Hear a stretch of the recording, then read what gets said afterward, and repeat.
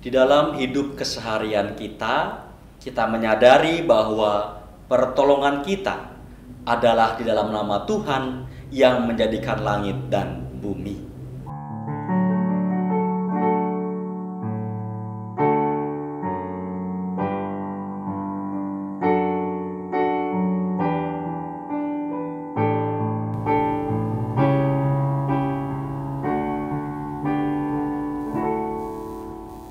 Kasih karunia dan damai sejahtera dari Allah Bapa di dalam Yesus Kristus dengan perantaraan Roh Kudus menyertai saudara sekalian.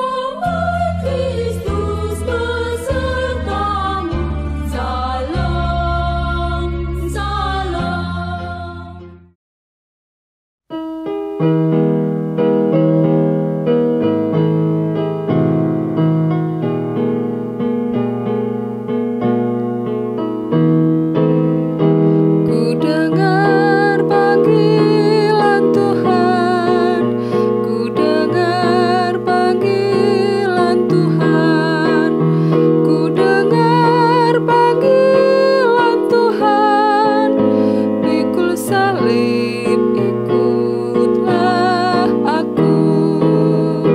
Aku mau mengikut Dia, aku mau mengikut Dia, aku mau mengikut Dia, ikut Dia, Yesus Tuhanku.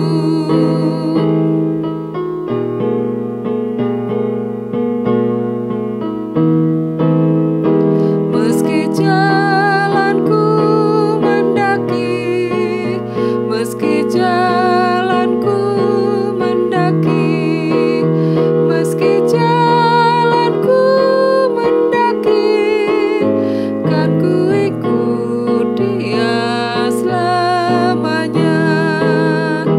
Aku mau mengikut Dia, aku mau mengikut Dia, aku mau mengikut Dia, ikut Dia, Yesus Tuhanku.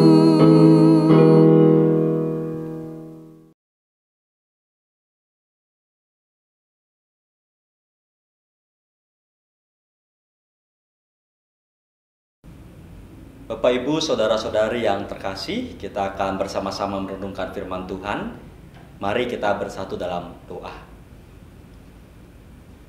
Kami bersyukur kepadamu ya Allah, karena Engkau memberikan kami kesehatan dan kesukacitaan, sehingga kami dapat berkumpul bersama dengan anggota keluarga kami di dalam damai sejahtera-Mu. Kami mensyukuri setiap cinta yang boleh kami rasakan di tengah-tengah keluarga. Maka dari itu, kami bersama-sama menyatukan hati untuk mendengarkan sabda-Mu. Urapi setiap kami dengan kuasa Roh Kudus-Mu, agar sabda-Mu ini boleh senantiasa menuntun langkah keseharian kami. Di dalam nama Tuhan kami Yesus Kristus, kami siap mendengarkan sabda-Mu. Amin. Bacaan firman Tuhan yang akan kita renungkan bersama diambil dari Injil Matius pasal 22 ayat 1 sampai 14. Demikian firman Tuhan. Lalu Yesus berbicara pula dalam perumpamaan kepada mereka. Hal kerajaan sorga seumpama seorang raja yang mengadakan perjamuan kawin untuk anaknya. Ia menyuruh hamba-hambanya memanggil orang-orang yang telah diundang ke perjamuan kawin itu. Tetapi orang-orang itu tidak mau datang. Ia menyuruh pula hamba-hamba lain, pesannya, katakanlah kepada orang-orang yang diundang itu, sesungguhnya hidangan telah kusediakan. Lembu-lembu jantan dan ternak piaraanku telah disembelih. Semuanya telah tersedia. Datanglah ke perjamuan kawin ini. Tetapi orang-orang yang diundang itu tidak mengindahkannya. Ada yang pergi ke ladangnya, ada yang pergi mengurus usahanya, dan yang lain menangkap hamba-hambanya itu, menyiksanya dan membunuhnya.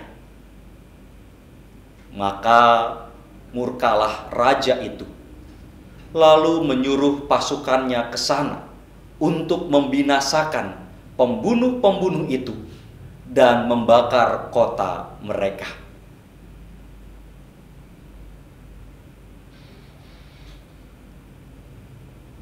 Sesudah itu ia berkata kepada hamba-hambanya, perjamuan kawin telah tersedia, tetapi orang-orang yang diundang tadi tidak layak untuk itu. Sebab itu, pergilah ke persimpangan-persimpangan jalan dan undanglah setiap orang yang kamu jumpai di sana ke perjamuan kawin itu. Maka pergilah hamba-hamba itu, dan mereka mengumpulkan semua orang yang dijumpainya di jalan-jalan orang-orang jahat dan orang-orang baik, sehingga penuhlah ruangan perjamuan kawin itu dengan tamu. Ketika raja itu masuk untuk bertemu dengan tamu-tamu itu, ia melihat seorang yang tidak berpakaian pesta. Ia berkata kepadanya, "Hai saudara, bagaimana engkau masuk kemari dengan tidak mengenakan pakaian pesta?" Tetapi orang itu diam saja.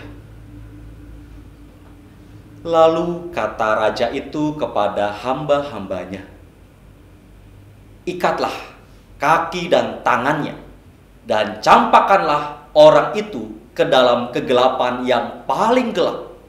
Di sanalah akan terdapat ratap dan kertak gigi.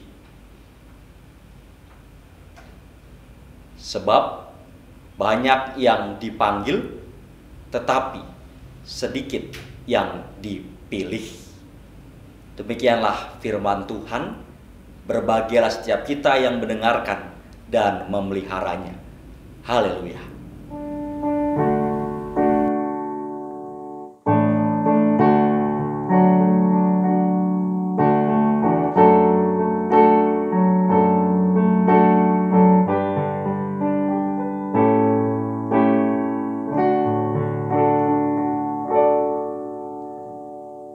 Bapak Ibu Saudara, bacaan Alkitab kita di minggu kedua bulan keluarga ini mengenai perumpamaan seorang raja yang mengadakan resepsi pernikahan untuk anaknya.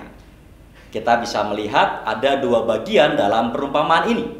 Yang pertama adalah orang-orang yang telah diundang ke pesta pernikahan tetapi tidak mau datang. Dan yang kedua adalah orang-orang yang baru diundang ke pesta pernikahan itu dan mereka mau langsung hadir. Meskipun demikian, ternyata dalam pesta yang diadakan itu ada satu orang yang ogah-ogahan hadir dalam pesta itu sebab dia tidak mengenakan pakaian yang layak. Saat kita membagi dalam dua bagian, perikop ini bisa kita bagi perumpamaan Tuhan Yesus dalam dua bagian, maka kita akan melihat adanya kesejajaran antara orang-orang yang telah diundang dan orang-orang yang baru diundang. Untuk memudahkannya, kita akan melihatnya dalam sebuah tabel demikian.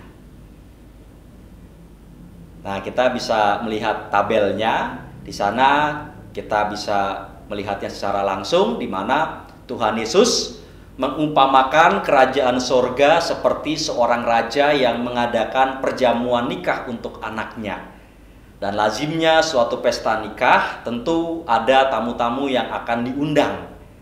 Kira-kira siapa orang-orang yang menerima undangan? Ini pertanyaan kita yang pertama ketika membaca perumpamaan ini atau mendengarnya. Biasanya tentu tuan rumah yang mengadakan pesta akan membuat daftar tamu undangan. Dalam daftar tersebut, prioritas pertama adalah keluarga, mulai dari yang paling dekat sampai saudara jauh. Itu prioritas pertama. Lalu prioritas kedua adalah biasanya sahabat kental hingga teman-teman yang dikenal. Dan yang berikutnya, prioritas ketiga adalah rekan-rekan kerja atau orang-orang yang mungkin tidak terlalu terikat secara emosional. Itu biasanya pembagian ketika membuat undangan nikah. Nah, berkaca dalam prioritas tersebut, maka kita bisa menyimpulkan bahwa orang-orang pada bagian pertama yang disebutkan ini, yang disebutkan telah menerima undangan, mereka adalah orang-orang yang sebenarnya punya kedekatan secara emosional dengan sang raja. Mulai dari keluarga, sanak saudara, sahabat, teman, dan rekan-rekannya.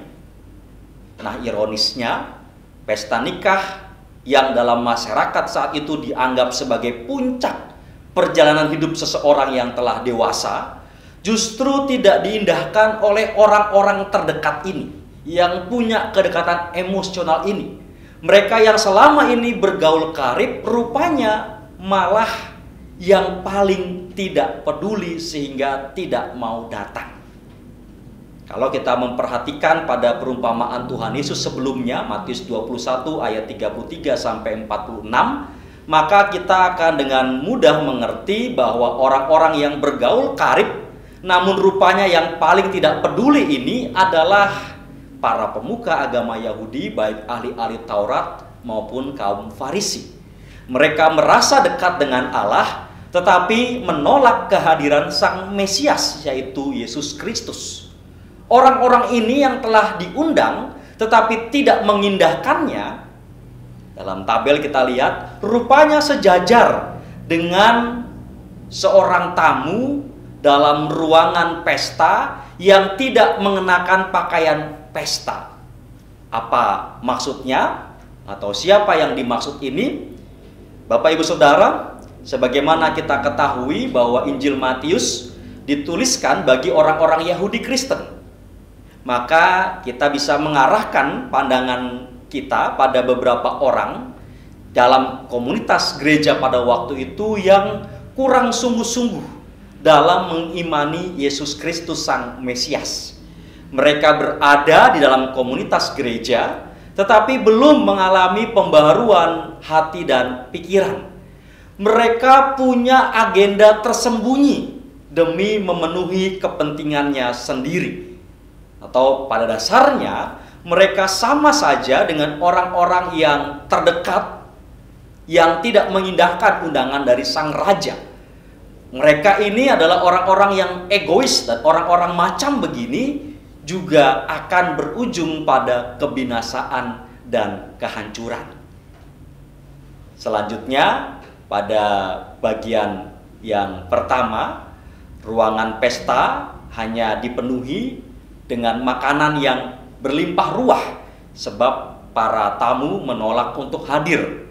Tetapi pada bagian kedua kita juga bisa melihat bahwa kini ruangan pesta terisi dengan banyak orang. Mereka adalah orang-orang yang tadinya berada di persimpangan-persimpangan jalan, tetapi begitu mendengar undangan dari sang raja, mereka langsung bergegas untuk datang. Akhirnya kalau kita melihat pestanya bisa klop gitu ya. Ada tamu, ada makanan yang telah tersedia. Makanan sudah siap, begitu juga para tamu undangan siap untuk menyantapnya, dan pesta pun segera dimulai. Semua orang yang berada dalam ruangan pesta itu, baik sang raja maupun para tamu, semuanya senang gembira. Pertanyaan yang tersisa bagi kita adalah, siapakah orang-orang yang berada di persimpangan jalan yang mau bergegas memenuhi undangan pesta sang raja? Bapak Ibu Saudara, awalnya orang-orang yang berada di persimpangan jalan yang tidak termasuk dalam list atau daftar tamu undangan, di mana sang raja tidak memiliki kedekatan secara emosional dengan mereka, atau mungkin bahkan sebaliknya juga orang-orang ini tidak mengenal sang raja. Tetapi menakjubkannya, orang-orang ini yang bahkan sebelumnya tidak mengenal bersedia untuk menghadiri pesta nikah itu. Dalam konteks percakapan tentang kerajaan surga, mereka yang tertarik ini, mereka yang mau datang ini, mereka yang mendekat ini, mau ambil bagian, bisa kita lihat mereka adalah orang-orang non-Yahudi. Bahwa memang sejak awal Injil Matius menceritakan keterbukaan terhadap orang-orang non-Yahudi. Kalau kita melihat sejak awal dalam Injil Matius diceritakan bahwa ketika kelahiran Sang Mesias, ada cerita perjalanan orang-orang Majus. Mereka berjalan hendak menjumpai Tuhan Yesus. Lalu juga ada cerita di mana perwira Romawi di Kapernaum datang memohon kesembuhan untuk anaknya yang sedang sakit. Perwira ini adalah seorang Romawi. Begitupun dengan ada perempuan Kanaan, dengan segala kerendah hatian dia datang kepada Tuhan Yesus. Dan diceritakan dalam Injil Matius bahwa orang-orang non-Yahudi ini mendengarkan dengan hati, sehingga mereka kemudian tergerak untuk datang mendekat kepada Tuhan Yesus. Dan tema kita soal mendengarkan Tuhan, kita boleh melihat bahwa tidak cukup hanya mendengarkan saja. Kita perlu mendengarkan dengan hati. Mendengarkan saja itu hanya memenuhi telinga dan pikiran kita, sedangkan mendengarkan dengan hati itu memenuhi telinga kita, pikiran kita, dan juga hati kita, sehingga akhirnya menggerakkan kita untuk meresponnya. Mendengarkan dengan hati membuahkan tindakan. Itulah sebabnya perumpamaan Tuhan Yesus ditutup dengan kalimat, sebab banyak yang dipanggil, tetapi sedikit yang dipilih. Karena memang tidak banyak orang yang mau mendengarkan dengan hati. Kebanyakan orang ketika mendengarkan, pikirannya itu masih disibuki dengan dirinya sendiri. Akibatnya tidak dapat merespon dengan tepat. Atau dalam konteks hidup berkeluarga, karena kita ada dalam bulan keluarga, saya sebagai contoh ini bisa saja mendengarkan keluh kesah istri saya, tetapi belum tentu saya kemudian melakukan sesuatu untuk menolongnya. Bisa jadi saat saya mendengarkan keluh kesahnya, pikiran saya ini justru disibuki dengan agenda-agenda terselubung, seperti misalnya memikirkan untung rugi jika menolongnya. Tidak jarang pula pikiran saya kemudian dipenuhi dengan berbagai macam hal, misalnya tugas saya kan sudah berat, seharusnya saya yang dibantu. Nah, kalau sudah begitu, alhasil saya kemudian akan gagal merespon dengan tepat cerita keluh kesah dari istri saya.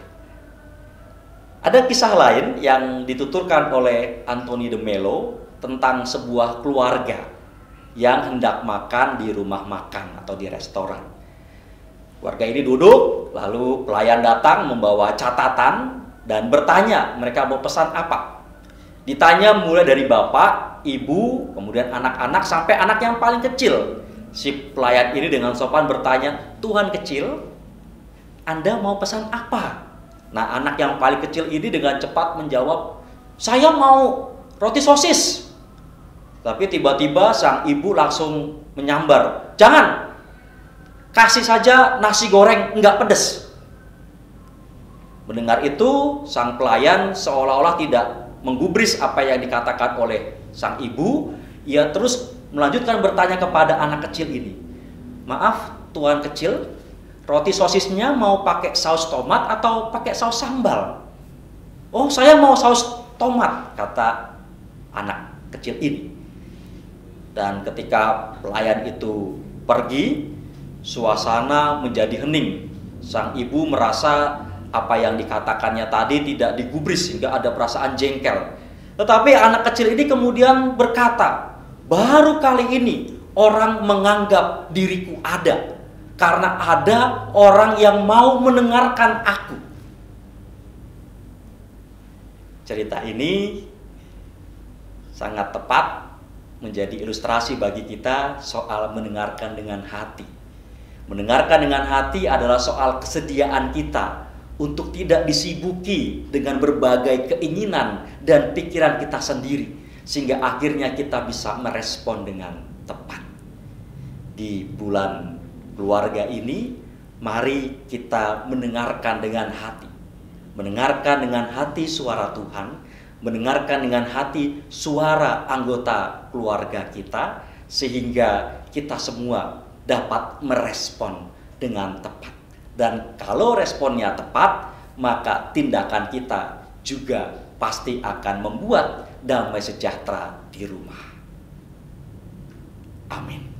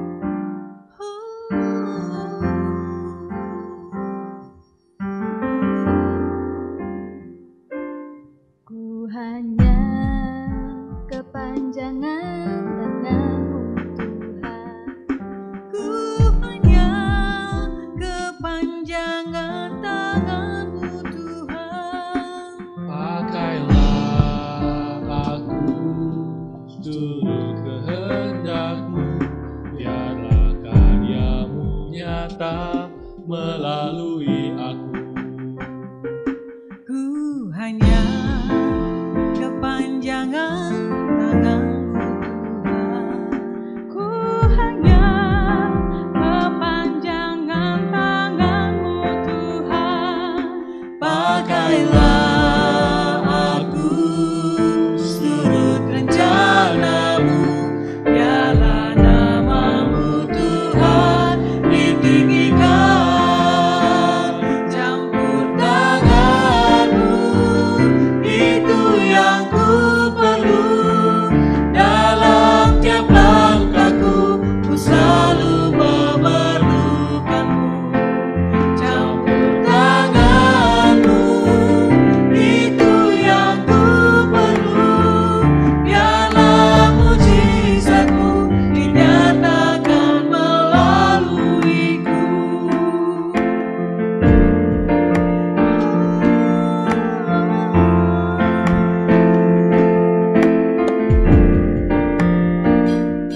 Ku hanya kepanjangan tangan-Mu Tuhan. Ku hanya kepanjangan tangan-Mu Tuhan. Pakailah aku seturut rencana-Mu, Biarlah nama-Mu Tuhan ditinggikan. Campur tangan-Mu, itu yang ku perlu. Dalam tiap langkahku, ku selalu memerlukan-Mu. Campur tangan-Mu, itu yang ku perlu.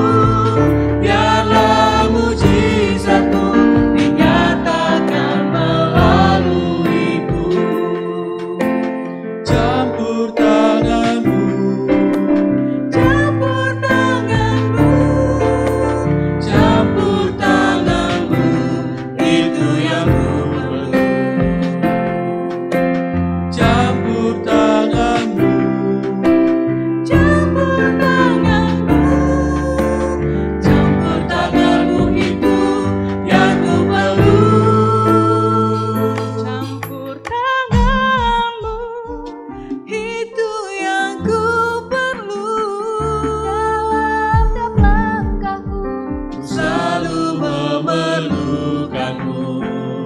Campur tangan-Mu, itu yang ku perlu. biarlah mujizat-Mu dinyatakan melaluiku. Oh, campur tangan-Mu, Itu yang ku perlu. Dalam tiap langkahku, ku selalu memerlukan-Mu. Campur tangan-Mu, itu yang ku perlu. biarlah mujizat-Mu dinyatakan melaluiku. Biarlah mujizat-Mu dinyatakan melaluiku. Biarlah mujizat-Mu dinyatakan melaluiku.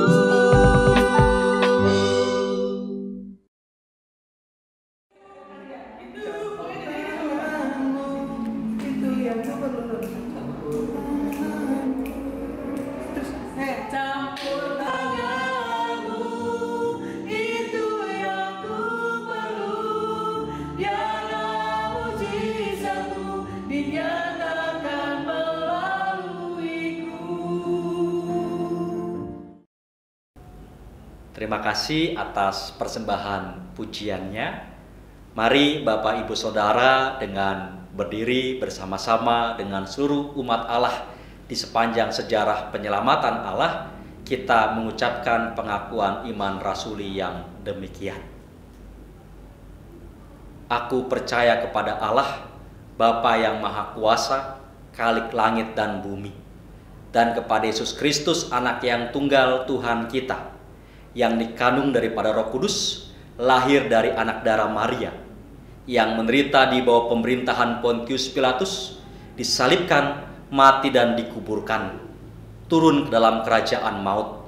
Pada hari yang ketiga, bangkit pula dari antara orang mati, naik ke sorga, duduk di sebelah kanan Allah, Bapa yang Maha Kuasa, dan akan datang dari sana untuk menghakimi orang yang hidup dan yang mati. Aku percaya pada Roh Kudus, gereja yang kudus dan am, persekutuan orang kudus, pengampunan dosa, kebangkitan orang mati, dan hidup yang kekal.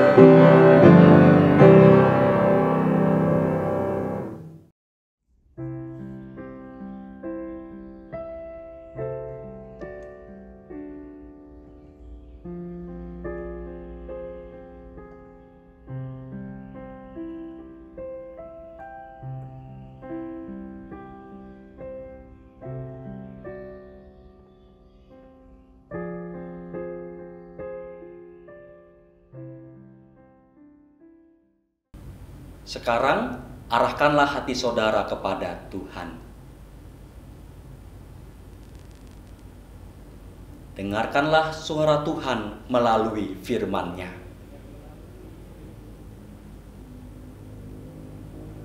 Berlakukanlah firman Tuhan di dalam kehidupan keluarga.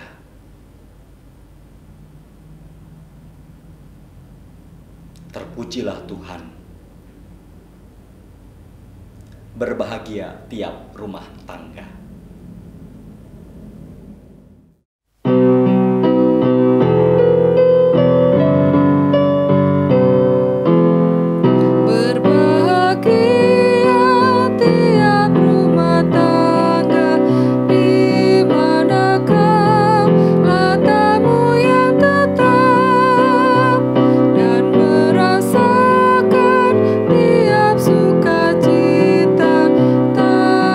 Tuhan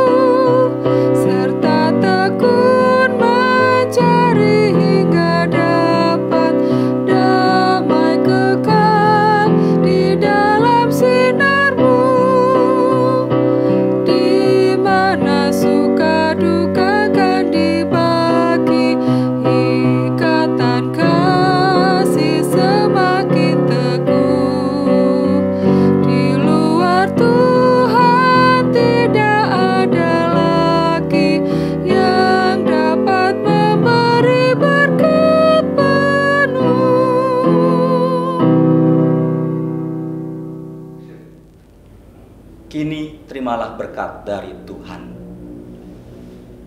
Kasih Allah Bapa kiranya melingkupi hidup saudara. Kesetiaan Yesus Kristus menuntun langkah saudara. Dan kuasa Roh Kudus senantiasa memberi semangat bagi saudara, agar saudara mampu menghadirkan kasih setia Tuhan dalam hidup saudara sekarang dan selamanya. Amin.